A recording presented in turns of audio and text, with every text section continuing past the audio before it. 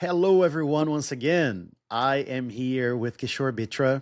We are talking about Microsoft 365 Community Days, New York City. Kishore will be there presenting, and his session will be part also of the Gov Tech track. And it will be called Build a Resident Services Agent with Copilot Studio.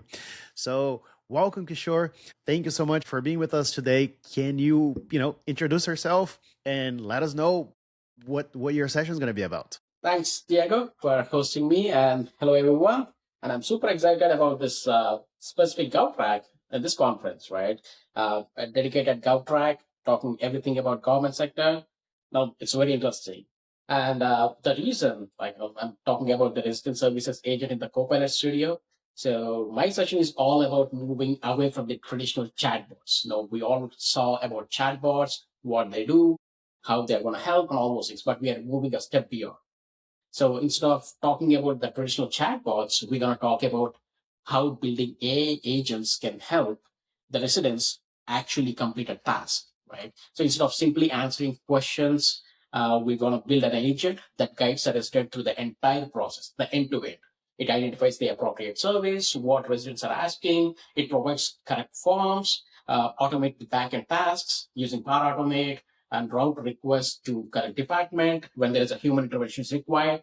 And the focus is on creating a secure, governed, and a practical AI solution that local governments or any federal institutions that can rely on or realistically adopt all these things. Right? That's pretty much about the session. So how we can better utilize the AI agents with the help of the Copilot Studio.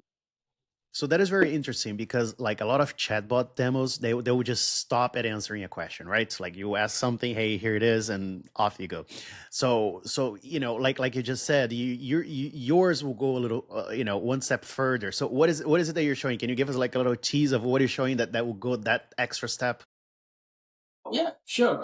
So let's take a small thing, right? So the government websites, if somebody is who is aware of a government websites, there's tons and tons of information available on a website, right? And residents often struggle to find the right department, the correct forms, eligibility requirements, what's the current process, what's changed, and all those things, right? So this is the agent is going to solve all these things. The residents, they don't have to learn everything about the whole program. So this agent is going to give a kind of a direction for the resident, where to go, what to do, and how to initiate the process, pretty much. So I have a question for you now is what do you think that local government teams really think about agents as more than just better search? Right. So look, they have to look at these agents as a kind of a bots that can serve the citizens.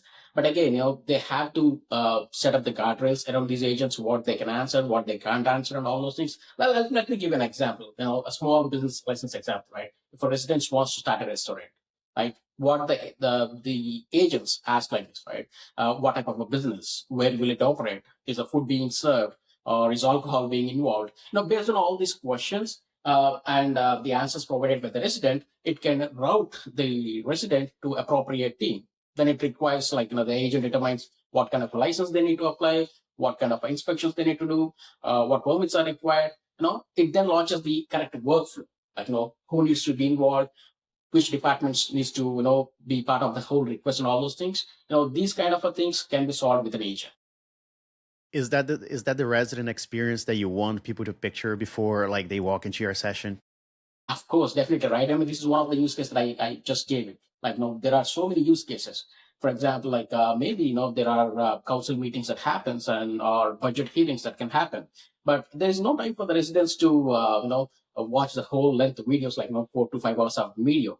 Maybe they can ask the agent about, okay, what's happening around the budget and is there anything new coming up on so specific department? Then, definitely the agent can scrap all the video, it can translate the transcripts and all those things, and it can provide a good answer, right? Not only just that, maybe some residents, they don't know the language, right? They can choose a different language, and the agent can provide answers to the agent in the native language. So now, what is one common mistake that teams make when trying to build a public-facing AI agent? What is the worst in your opinion? Yeah, I mean, definitely the guardrails, data guardrails, right? So we don't want the AI agent to answer everything, right? So if it doesn't know anything, like, for sensitive information, the AI agent, we don't want that agent to do a mistake.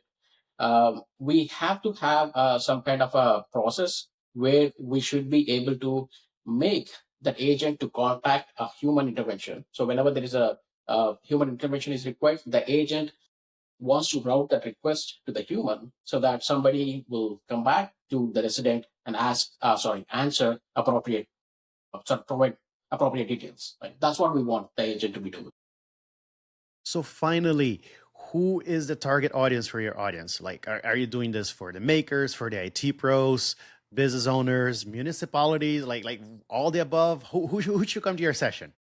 Definitely all the above, right? I mean, even though if it is a gov track, if you have something like, you want to automate something, uh, a repetitive task, especially, if it is government, and you're doing a repetitive task, answering the same kind of a questions, providing the same kind of an answers to the residents or to some of your clients, you want to automate that one, no, definitely you have to attend this one and see how easy it is to build an agent and deploy it, right? With the proper governance, with proper tools, it's very easy. I'm saying that it's going to be very easy. You're going to love the session. Amazing. Governance for government, huh? Right. What a catch. That's a good one.